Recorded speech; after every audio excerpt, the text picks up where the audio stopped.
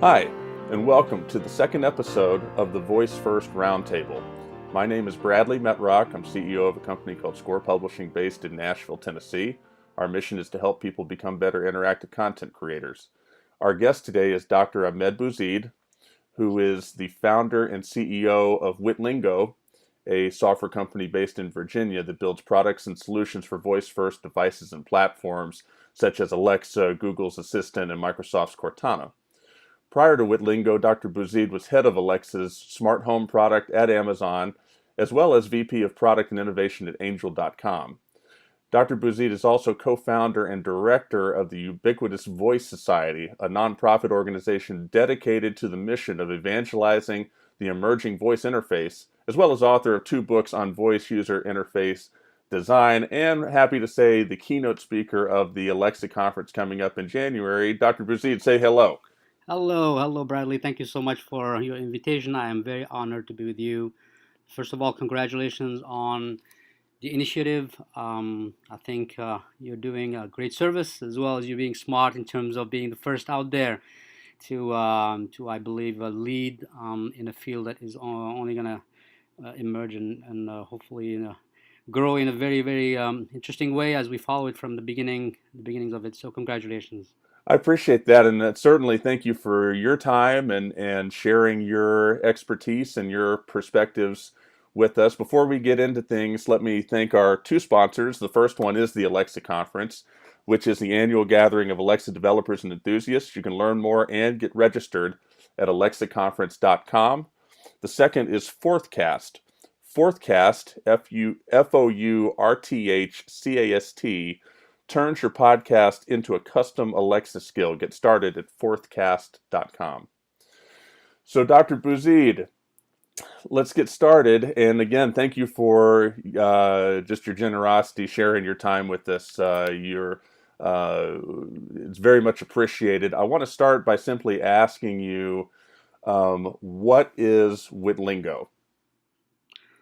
Well, Witlingo is I'll call it a software as a service company, and it's important to note that, meaning our clients, and mainly they are enterprises, they come to us and we take care of launching from beginning to end, meaning researching, designing, building, hosting, developing, and so forth, an Alexa skill, a Google Action or Cortana skill. Our key focus really is on ensuring that we deploy highly usable, value delivering skills or actions. I think what we are witnessing now is the first generation of these, let's call them voice conversations or conversation experiences. And just like we saw with the iPhone and with the Android, with the mobile apps, the first generation, and the websites as well, the first generation of these products was not highly usable and was not very clear on the value. And so we saw an opportunity to, from the very get-go, since I've been in this field forever and I understood the challenge that anyone who wants to get into the field of building and launching these skills, especially for the enterprise, meaning for companies that have a logo and have a client base and they care about their brand and they have money to spend and they buy into and understand that the Alexas and the Google Homes and Cortanas of the world are going to be a channel in their own right. Just like today, the mobile app. I don't think you can call a company kosher, so to speak, if they don't have a mobile app or if they don't have a website, right? I think Sure. in the very near future, I think it's going to be the same, more or less, where the customer is going to expect to be able to interact with the brand by just speaking, whether And it you is. guys are Mhm. a Amazon preferred developer. Well, we are a partner of Amazon. We're a preferred Okay, developer as well as Google, as well as Cortana. We are not positioned to do only Amazon or perfect. Google, or right. No, we understand just like a company is not going to build only an iPhone app. They are going to build an iPhone, a Google, and when it was a Microsoft app, we believe at least this is at least our bet that companies will want to be on as many platforms as possible. Sure, and you guys are vetted for all of those. Yes, we are. Yeah, no, that's great. And so, tell me, so you guys develop skills and voice applications for the enterprise, as you said, and I want to get into one of the Hmm. topics that you actually provided. What about what about the individual that wants to develop an Alexa skill or a Google Hmm. skill? Talk to me about what you think needs to happen with monetization of voice skills in order to progress the industry forward. Yeah, of course. So I think we saw in the, at least in the App Store, both in the App Store and Google Home, we saw definitely a spike in both numbers of apps as well as the quality of the apps when monetization was introduced. Now, as maybe the listeners are not aware of how much it costs to build a mobile app, but a mobile app is not a cheap thing to do if you're not building something that is a toy, right? So if you're building, I don't know, mobile app for Taco Bell or a mobile app that does something that is not trivial, the average cost to build a mobile app is $270,000. That is the average cost. There are apps that I have figures in front of me here, but 11% of apps are more than $1 million, right? 18% are more than $500,000. So it's very expensive to build a mobile app of high quality. It is very expensive to build a skill that is of high quality. In fact, I'd venture to say that it's much more expensive to build a business grade skill than it is to build a business grade mobile app today, if for no other reason than the fact that the people with the skill to build these skills, pardon the redundancy there, the talent to build these skills is very scarce, right? People who know how to design for voice are not a commodity. People who know how to build skills are not a commodity. And so, if you um, if you want to build a great skill that will have both value and is highly usable, it is not going to be done by a single developer. It's going to be done by a team. So somebody who knows how to research for voice, for value. Somebody who knows, who goes to the field and has been targeted by a product marketer who says, I would like to build a skill for seniors, right, who are of a certain condition. That person, that field researcher, will need to go out and they will need to collect information from the ground, from real people, and then hand over that information to the product manager, who then will go over the findings and identify the MVP, the minimum viable product. And they will work with the UX designer, who then will think about the experience, and they will design the experience, and they will test the experience, and they will identify assumptions, and so on and so forth. And only after all of that is done, specs are written up by the product manager and the UX person, right? Product manager for features and the UX person for exactly how the experience should sound like. I'm talking about what should it say, how should it say it, how does it behave with the first time user, how does it behave with the multiple time user, how does it handle errors, how does it handle errors of a certain type, what happens when there is a lot of noise, and so on. There are, all those are things that need to be considered before you hand over a development ready document. Then and only then does development begin. What we see today is a coder, by virtue of having access to Alexa Skills Kit or the Google Kit or the Cortana, by virtue of having access, they can then just very quickly zip through everything and spend 10 minutes thinking about, hey, it would be cool to do this, and that. And of course, I can design a flow. It doesn't take a lot of brain to design a flow, and what we end up with are highly unusable skills that don't deliver value, because they were not researched and they were not done by a professional. So I think when you monetize something, what you are attracting are business types, people who want to make money on the platform, and those are the people who are going to assemble the team to build something that will make them $1 million. Let's say a skill. I build a skill that 1 million people will want, and each one of them is going to pay 99 cents. Right? I can imagine that happening, and I can Sure. imagine somebody pitching it to a VC and saying, I'm gonna focus on building these skills, and let's say, I don't know, educational skills, and moms will buy these skills. Let's say a skill that allows you to memorize a poem. A mom will buy it for their kid for 99 cents, and a million moms will buy it, and that's just one idea, and there are millions of ideas. So you can see that businesses, actually whole businesses, can be built um, around building skills that people will want to pay something for, So and hence. Mhm. So Amazon. Yeah, no, I'm sorry to interrupt you. So you know Amazon well. Why, in your opinion, have they not monetized the Alexa Skills Marketplace yet? I In other ha- words, allowing developers to sell their Alexa skill. Obviously, you can monetize it through in-app purchases, but selling the skill out of the marketplace. Why have they not done that yet? They just haven't gotten to it, or some strategic reason? I have no idea. I have no idea. I can only say that what we are seeing is not an anomaly. All right. We saw the same thing with Apple. We saw the same thing with Google. You don't come out of the gates with monetization. You come out of the gates with an SDK and just seeing where's the traction and all that. But my point simply is that monetization needs to happen if we are going to see the value if we are going to see the ecosystem thrive. And it is an ecosystem. It is not a collection of developers.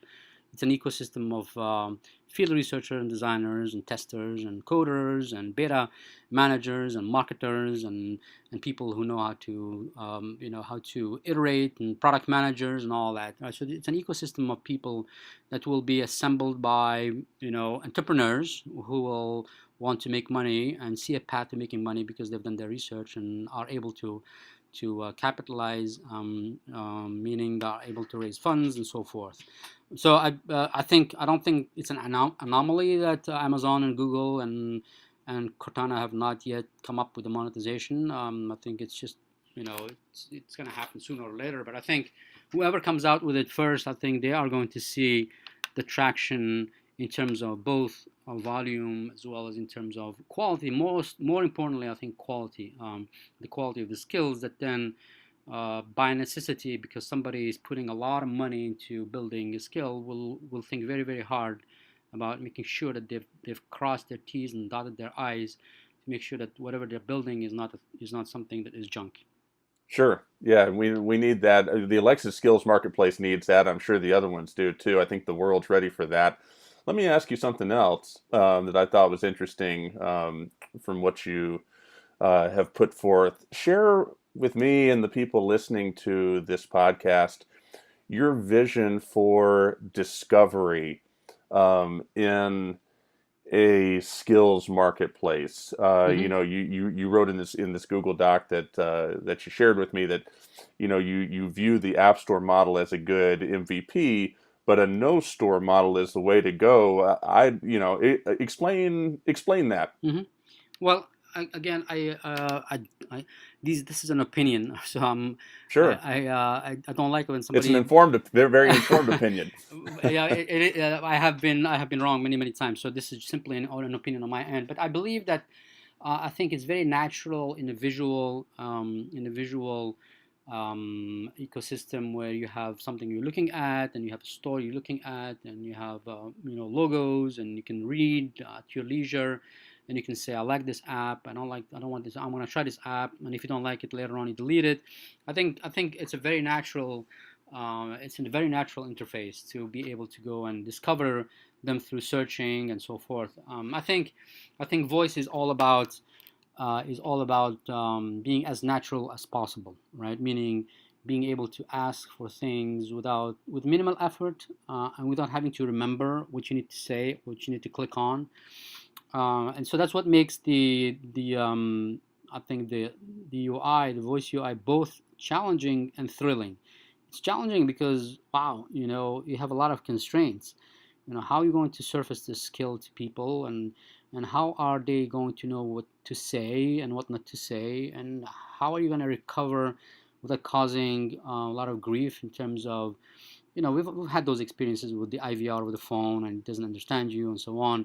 So it's a very challenging interface, but it's thrilling in that it allows you to speak naturally, and when the value and the design of the experience align nicely, you can have a wonderful experience that you can't top. So I think discovery as such, discovery needs to happen naturally. Meaning, I think the default when you engage with an assistant like Alexa or with Google Assistant or with Cortana, I think the default should be you should just ask it. You should say, Alexa, what's the stock, what's the Facebook stock, how's the Facebook stock doing, and it should go and figure it out on its own. It should go and either give you that information out of the box, if it has a box, if it has a skill somewhere, it needs to say this particular skill here is doing pretty well, so let me use that skill to deliver the information.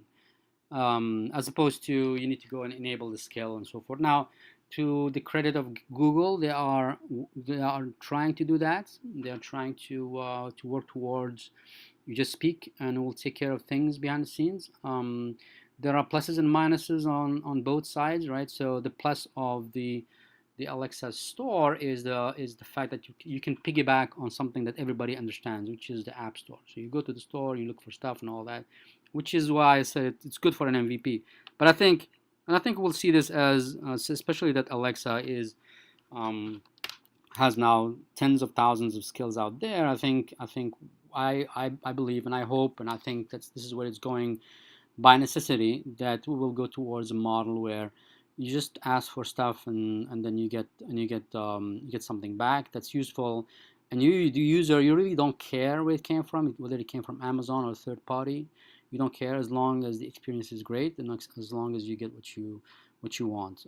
So I think discovery is going to, you're not going to discover anything really. I think discovery is going to be moot as a concept. I think what will happen is you will speak and you'll get things done, and then you expect it to behave like that, and just like Steve Jobs said, just works. That's simple. Well, yeah, no, I think everyone hopes that things work out like that. I think the cynic in me would say, all right, if I'm asking Alexa or Google Assistant, I've got a couple hours to kill. I say, Google Assistant, or okay Google, or Alexa, I want to play a game for an hour while I'm just sitting here. What should I play?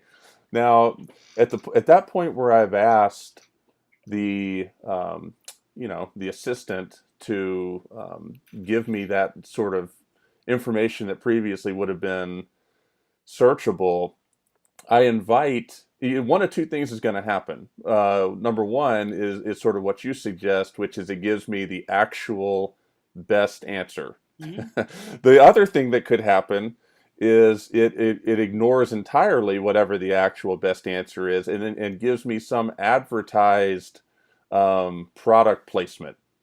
So if really the best game, my assistant knows me, it knows my context, it knows the searches I've made. It knows, I've listened to baseball news before, and it knows I'm a sports guy, and it knows there's this new baseball game for Alexa that's on the Amazon's platform that could be a perfect fit. But it doesn't tell me that that's what I should play for the next hour, because instead this other company has a much worse, very mediocre game that they've paid to have that placement and be advertised instead. So, I hear your hope for the vision that you've laid out. I hope that advertising doesn't get in the way.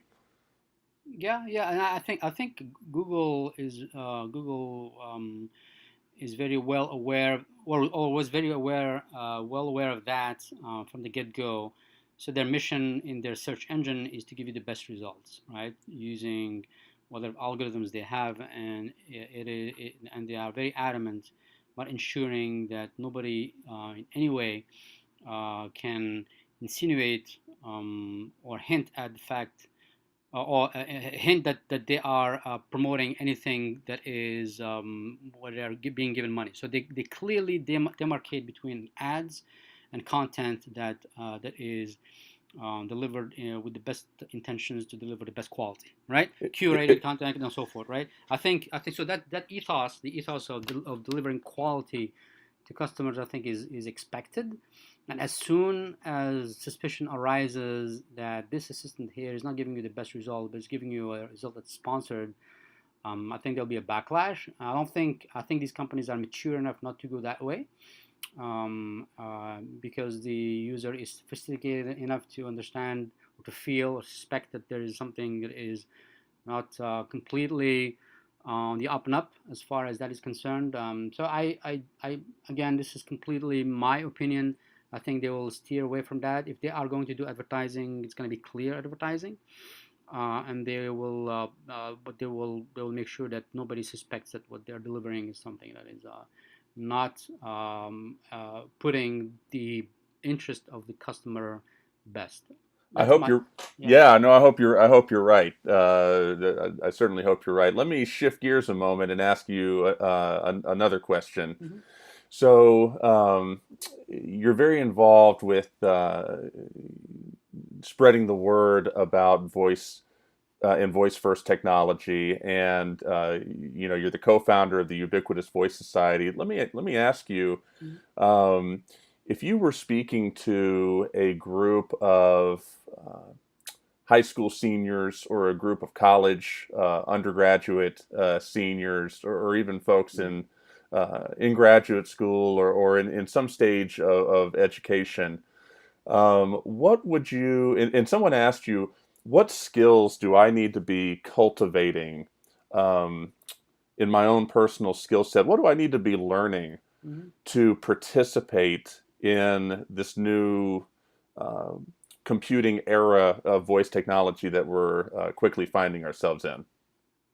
Yeah, that's a great question. That's what um, motivated me to launch this organization, because I believe that the voice, the conversational interface, is going to pull into the fold lots of people who were excluded from, say, the mobile revolution and the social revolution, perhaps, and so forth. I think by virtue of it being language centric, it's all about language. It's all about conversation. It's all about being able to have to craft prompts that are crisp and clean and clear, and where you're able to think about the customer or the user in the context of what is usually a human to human conversation, but in this case a human to computer conversation, but still where the computer is acting like a human.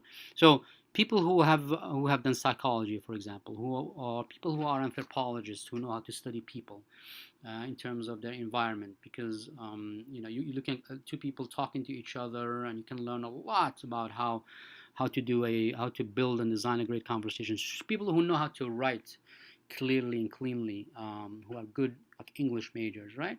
About people who are in, I don't know, in the theater, who can write playwrights, who think about roles, right? So you have a role that the assistant is assuming, and that role that role has a character and has an integrity, and they say things in a certain way because they have a personality, and having those sensitivities sensibilities uh, uh, allow you to have to play a part in that collection of people who make a great skill. You could be a field researcher if you're an anthropologist. You could be a prompt crafter and UX designer if you are good at English and you know how to convert thoughts into language.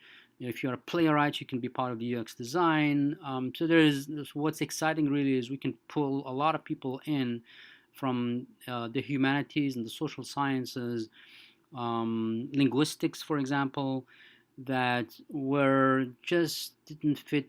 I mean, a linguist doesn't fit very well in, I would say, a mobile app development environment, right? Because language is not that central. Somebody who's visual, who thinks about the visual interaction, who understands colors and clashes and fitting colors and so forth, would fit there. But somebody who is not a visual designer, all right, somebody who's a designer of conversation, designer of language, crafter of language, Um, didn't have a spot there, and I think that's what makes me very excited. I'm very much a fan of the humanities and the social sciences, and so it just makes me thrilled that I'm able to go and evangelize to a whole swath of very smart kids who now hopefully will be able to partake in the new revolution of an immense revolution, I think, that awaits us.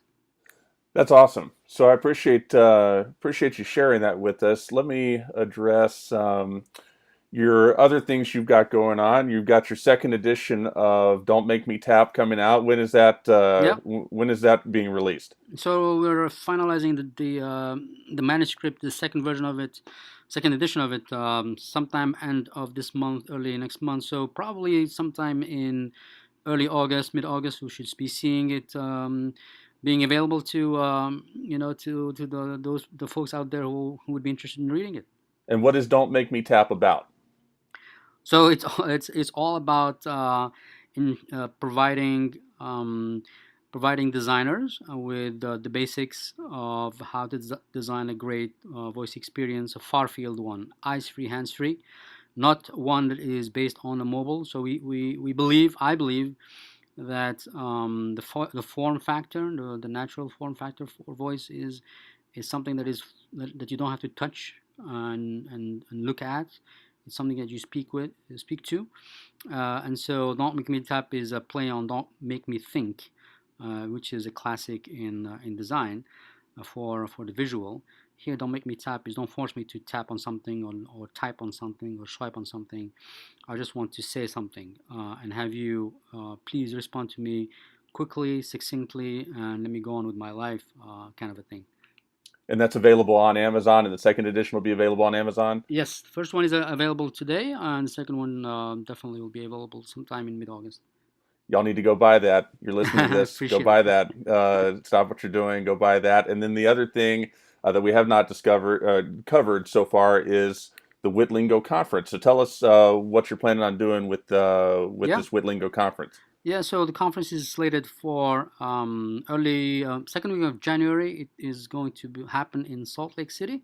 It's going to coincide with the Sundance Festival, and so we will be, in essence, as I was saying, the theme really is to pull in people from the social sciences, the humanities, and talk about voice, but also talk about topics that are dear to my heart, which is what's happening to our society as a result of automation. What has happened to our society as a result of the mobile app being everywhere, and the way it has, I believe, mangled the way we interact with each other, and what are the pluses and minuses of the new interface? I'll call it the conversational interface, which I'm hoping is going to give us some of some of that natural way of interacting with the world back, where you don't have to always be looking at something and tapping on something to do something. You're able to read a book and ask for the time without having to stop and look at your smartphone and then find out that you have a text and see a message there, and before you know it, you're 1 hour into your Facebook and forgot completely about your book, right? So the conference is really all about voice, but also about AI and about the adjacent issues of automation and labor displacement. There's a lot of interesting stuff. The program will be announcing at the end of June, so you'll have the program published on our website, and I'll make sure in social media, and I'll let you know as well, so you can help us spread the word. Sure, yeah, and for folks who people can see you there, or people can see you keynote the Alexa conference either way, and have access to your expertise. That's exciting, and you got a lot going on. Thank you, Sarah. You too. And I want to congratulate you. This initiative is fantastic. I'm really thrilled, and I'm going to be looking forward to listening to future podcasts as you invite smart people who'll be talking about this emerging space. We need as smart people as I can find, because I'm just not that smart, and I appreciate it's interesting to see all the different companies coming into the space and doing different things, and Yep. what you're doing with Witlingo is something people should pay attention to. Dr. Bouzid, thank you very much for your time and your Thank you, Bradley. generosity today, You too. and until next time.